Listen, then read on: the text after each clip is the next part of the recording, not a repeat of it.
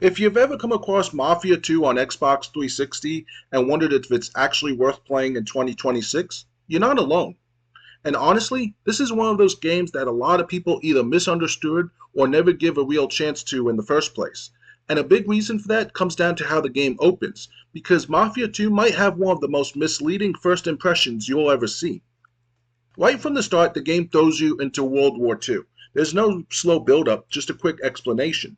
You're immediately in combat, pushing forward through a battlefield with gunfire all around you and explosions going off in the distance. It feels exactly like a traditional military shooter, something very similar to what you'd expect from Call of Duty or Medal of Honor. The pacing, the design, and the intensity all point in one direction, and if you didn't know anything about Mafia 2, you would probably assume that's the entire game. And that assumption has absolutely happened. I had a friend who played that opening chapter, thought it was just another war shooter, and stopped playing right there. He never saw what the game actually becomes. It wasn't until I told him, no, keep going, that's just the first level. Then he finally gave it another chance, and once he did, everything clicked. Because here's the key detail. Through that entire opening, you're already playing as Vito Scaletta. He's not just some random soldier. He was forced into serving in the military to avoid prison time for crimes he committed back home. So when that first chapter ends and the war is behind him, you're not stepping into a new character, you're continuing Vito's story as he returns home and tries to build a life. And that's where Mafia 2 completely changes direction.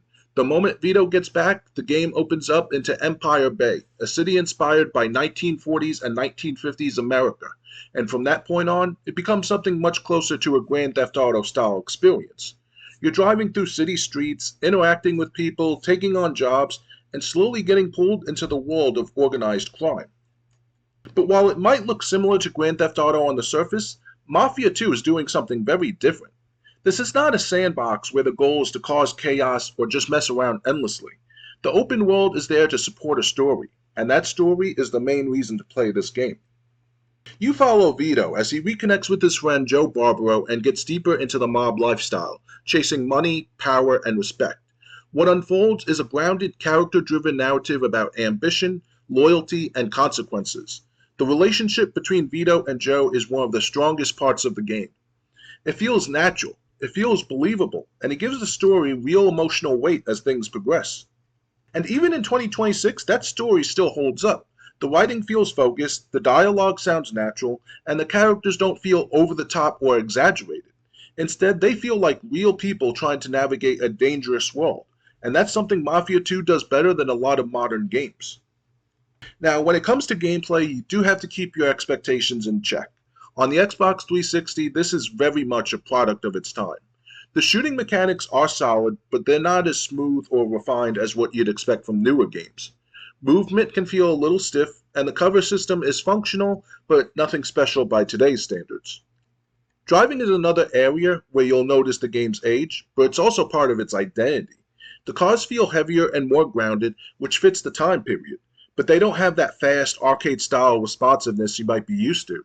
Some players will love that realism, while others might need a little time to adjust. Where the game really continues to stand out, though, is its atmosphere. Empire Bay feels authentic to its era, from the music playing on the radio to the design of the cars, the clothing, and the overall look of the city. You can feel the transition from wartime to post-war America, and that level of detail helps immerse you in the world. That said, the open world itself isn't packed with content the way modern games are.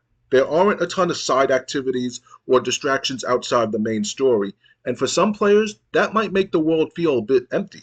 But for others, it keeps the experience focused and prevents it from becoming overwhelming or bloated. So when you ask, is Mafia 2 worth playing in 2026? The answer really comes down to what you're looking for. If you want a massive open world sandbox with endless things to do, this might not be the game for you.